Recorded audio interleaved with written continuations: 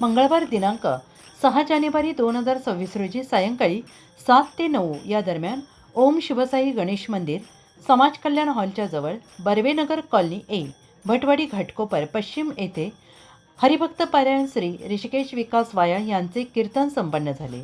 सदर कीर्तनामध्ये नाम, अनुग्रह, प्रबोध, अष्ट सात्विक भाव, सद्गुरू, मोक्ष, 4 वेद, 6 शास्त्र, 18 पुराणे यांना अनुसरून आणि प्रमाण मानून दृष्टांत सिद्धांत सांगितले.